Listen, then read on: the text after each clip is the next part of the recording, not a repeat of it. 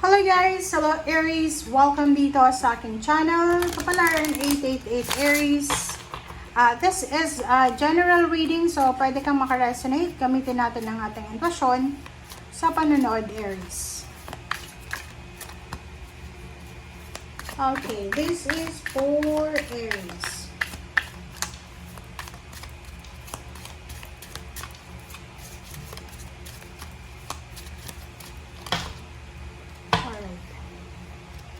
Ang dami naman na ito.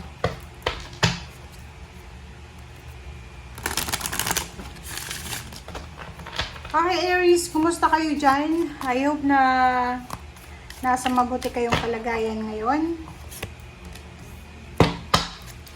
Hedgehog. Okay, acceptance, Aries. And Panther. OMG. Okay, Aries. Okay, hedgehog. Acceptance. Embrace who you are. Ikaw ba yung Aries na marami kang disappointment sa buhay? Yung parang marami kang plano sa buhay pero kahit na isa, walang nangyayari. Or marami kang gustong mangyari sa buhay mo pero yung nangyayari is hindi yung gusto mo. Sinasabi ng barahan na to na sa linggong ito, kinakailangan nating tanggapin, yakapin kung ano tayo. Comment down below if you are resonated. Next card natin is Panther. Panther Aries, protection. Kaibigan, kapamilya, kakilala, bagong kakilala, sa kahit na sino man or kahit kanino man, kailangan mong proteksyonan ang sarili mo sa linggong ito. Huwag masyadong magtitiwala, huwag masyadong ibigay yung tiwala. Huwag mong hahayaan na kunin yung kung ano yung meron ka ng ibang tao. Like relationship, love, energy, tiwala, ano pa ba, pera.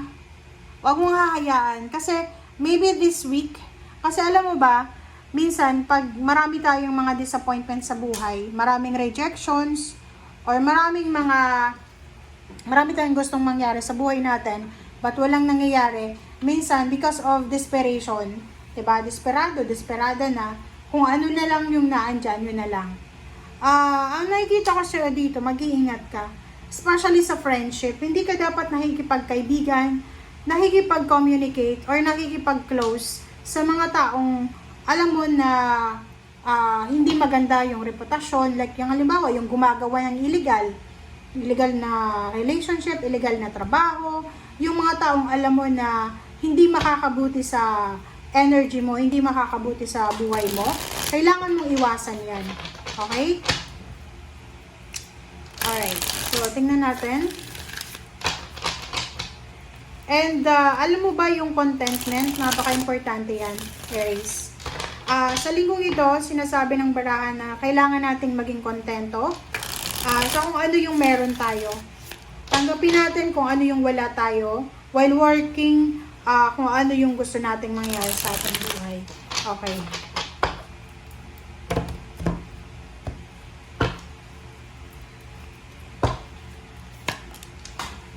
Okay. Magician.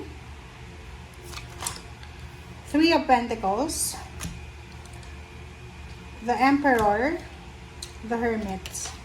And then, Six of Pentacles. Diba? Ang ganda. And the Strength. Diba, Aries? And sa ilalim mo dito is Nine of Swords. So, maybe ikaw yan. Diba? Ito ka. Ito yung energy mo. Diba?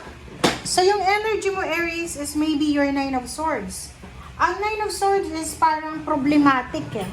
Like yung Nine of Swords is hindi makatulog sa gabi. Iyak ng iyak because of desperation, because of parang hindi mo nakuha kung anong gusto mo. Disappointed ka. Rejected ka. Parang ganon. Hindi ka makatulog sa gabi. Kasi ang dami mong iniisip eh. Parang dami mong problema, ang dami mong gustong gawin pero hindi mo magawa. Ang advice sa'yo dito ng Temperance na ano man itong disappointments mo, ano mang rejections na yan, kailangan mong magpasensya and kailangan mo ng acceptance. Tanggapin natin. Kasi minsan, sa sobrang spoiled natin, 'di ba? Parang feeling natin entitled tayo sa lahat. Ako, ano 'yan, tawag dito, yung parang guilty ako diyan sa minsan entitlement. 'Di ba? Like minsan parang feeling mo sa sobrang sipag mo, and then pag hindi mo nakuha yung kung ano yung gusto mo, parang feeling mo, bakit hindi ko 'to nakuha eh? Nagtrabaho ako ng 12 hours a day, nag-overtime ako pero hindi pa rin. So, minsan ganun. So, kailangan natin ng pasensya, kailangan natin ng parang acceptance. Kasi pag tinanggap natin kung ano lang yung kaya natin, kung ano lang ang pwede sa ngayon, magkakaroon tayo ng contentment. Okay? Magician and Three of Pentacles and the Emperor, the Hermit. Sinasabi ng baraha sa'yo na huwag kang masyadong mag-alala, huwag kang masyadong mag-panic, Aries, kasi there's a hermit here. So, yung hermit na yan, sinasabi ng baraha na merong liwanag na darating sa buhay mo. It's either clarity, it's either answers, confirmation about sa kung ano man na gusto mo. Like, halimbawa, gusto mo magnegosyo, Three of Pentacles. May gusto kang negosyo na buksan, may gusto kang gawin. Ang problema, it's either wala kang kapital.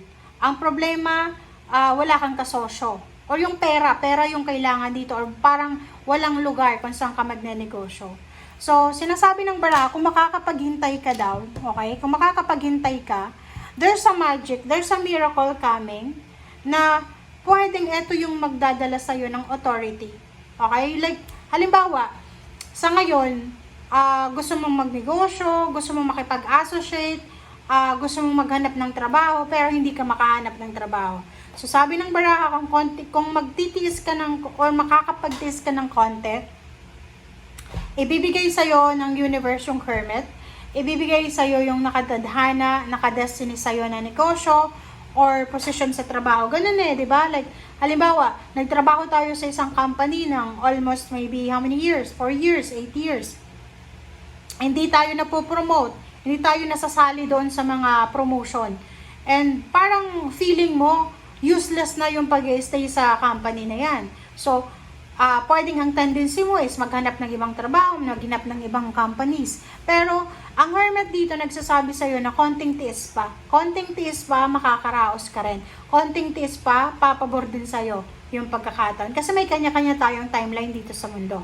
Six of Pentacles and Strength, sinasabi ng baraha na be strong, be courageous. Kasi yun na nga, yung Six of Pentacles, balance yan eh. Yung like, papasok, palabas na pera. So, siguro sa ngayon, Aries, puro lang palabas yung pera mo. Puro lang spending. Walang pumapasok sa'yo. Lalo kung ikaw ay negosyante or ikaw ay nagpaplanong negosyo. Parang ganon. And sinasabi ng baraha sa'yo dito, huwag kang mag-alala kasi darating ang araw na itong iniiyak mo, itong rason ng pag-iyak mo, ay siya ding rason ng kaligayahan mo. Diba? So, yun yung sinasabi sa'yo ng baraha. And pag hindi, parang, alam mo yun yung kasabihan ng matatanda, kung hindi pa pwede, wag natin pilitin. Plus, yung Panther, sinasabi sa'yo na, proteksyonan mo ang sarili mo. 'Di ba? Ang pera mo, ang plano mo, parang ganun. Kasi minsan, 'di ba? Seven of Swords. Kasi minsan, marami kang gustong mangyari sa buhay natin, pero hindi talaga pwede eh. 'Di ba? Hindi pa panahon, hindi pa naka-destiny. Okay? So, Ace of Pentacles, Ten of Cups, Eight of Pentacles. So, dito sinasabi ng baraha na in the near future, Aries, kung ikaw ay unemployed, possible na makatanggap ka ng job offer or matatanggap ka sa trabaho na it's either malaki yung sweldo or posibleng mapopromote ka sa trabaho. Kung ikaw ay, halimbawa sa ngayon, ang dami yung problema sa pamilya, like marami kang anak pero maliliit pa sila, syempre mamumroblema ka sa gata, sa diaper, sa pag-aaral niyan, isipin mo na hindi yan mananatiling bata. Hindi lahat ng oras iinom yan ng gatas, hindi lahat ng oras magda-diaper yan, lalaki yan, mag-aaral yan. So ngayon, maybe yung problema mo gatas at diaper, pero hindi yan rason para magalit ka, mainis ka, or gumawa ka ng illegal or kung ano pa man, sinasabi ng bara, Seven of Swords, mag-ingat tayo sa pagiging aggressive. Kasi pag maging aggressive tayo, mawawalan tayo ng control, mawawalan tayo ng pasensya, na hindi mo maaabot yung itinadhana sa'yo eh. There's a rule about blessing, di ba? There's a rule na doon sa mga taong mapasensya, dumarating yung biyaya kahit sobrang late na. Pero pag masyado kang aggressive, kung ano lang nung naandyan, kukunin mo, gagawin mo because of aggressiveness, hindi mo alam yung nakatadhana sa'yo, hindi na yun darating sa'yo eh. Bakit hindi na darating? Kasi meron ka nang ginagawa ngayon, punong-puno na yung kamay mo. Okay, saan pa ilalagay ng universe yung blessings na para sa'yo? 'Di ba? So, kailangan palagi tayong, hindi sa palaging empty, kailangan marunong din tayong maghintay, marunong tayong magpasensya, marunong tayong kumontrol ng ating sarili, acceptance and contentment. Okay? And tanggapin natin kung ano lang yung kaya natin. Thank you guys for watching. Bye!